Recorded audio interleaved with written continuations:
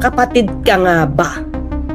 Simple lang ang binitiwang mga salita ni Palace Press Officer Claire Castro tungkol sa mga patutsada ni seditious estranged allegedly half-sister na si Babalina Aimee Marcos laban sa diumano'y sariling kapatid na si PBBM.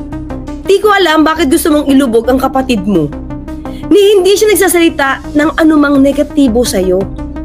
At mga ka-clear, witness ako doon. Kasi tuwing meron akong sasabihin kay Pangulo na issue nito at kakausapin ko siya kung ano ang kanyang comment,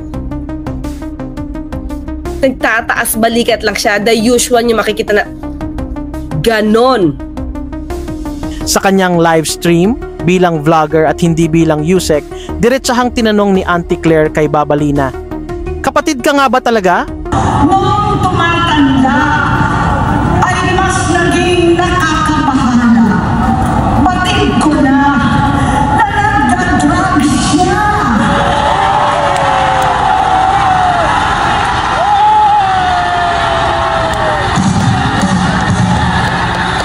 Nakakaintriga ang tanong dahil matagal nang umiikot sa high society at political circles ang chismis na hindi raw buong kapatid ni PBBM si Babalina.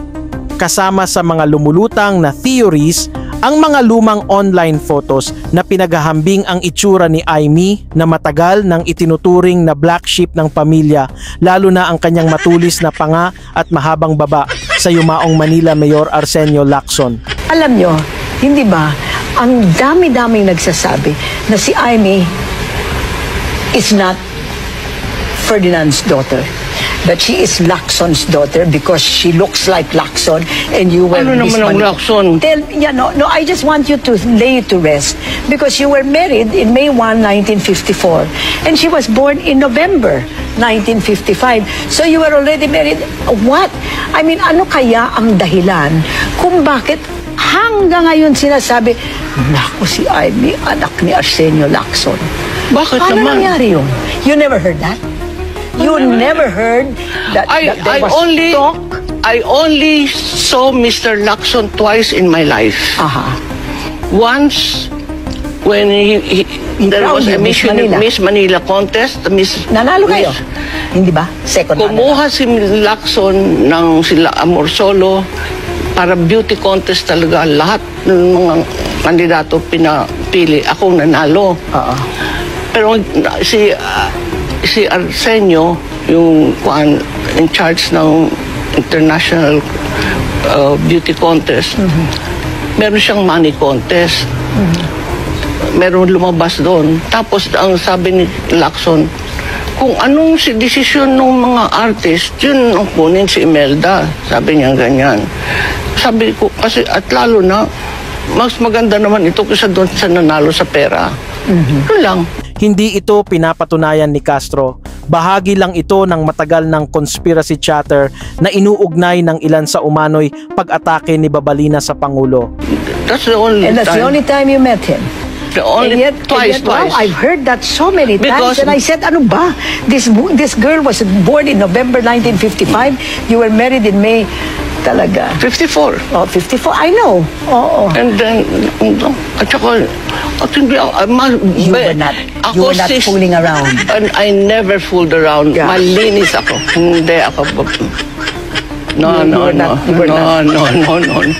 Ni hindi siya magbabanggit ng anumang negatibo laban sa'yo. Ako lang yung nagsasalita ngayon eh. Bakit? Ano bang mandato ko, mga ka-clear?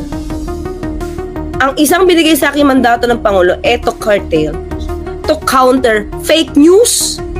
Ayon pa kay Auntie Claire, si Babalina lang naman ang walang tigil sa dakdak at paninira mula kay PBBM hanggang sa First Lady, pati na raw sa mga anak ng Pangulo ni minsan daw. Walang masamang salitang binitawan ni PBBM sa kanyang alleged half-sister na si Babalina. Matatandaang sa kanyang mapanirang Marites speech sa INC rally na parabang end of family relationship na, isinama pa ni Babalina ang mga anak ni PBBM sa kanyang patutsada para siguro patunayang loyal siya sa mga Duterte at DDS. Dahil nalaman kong pati ang mga anak niya ay nagdodroga na.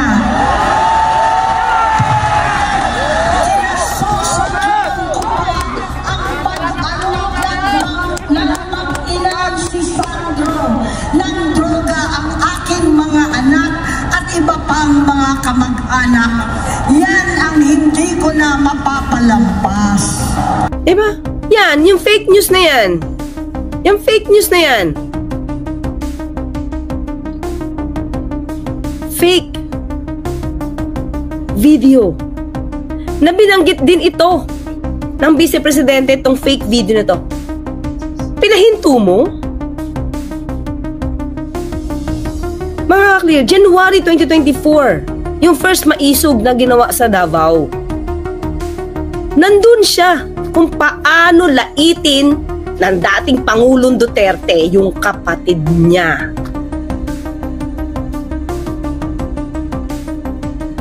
Buti pa yung ibang tao na hindi ka mag-anak ni PBBM, minamahal siya. Nirerespeto siya. Pinagtatanggol siya. Ikaw, kapatid ka. Kapatid ka nga ba?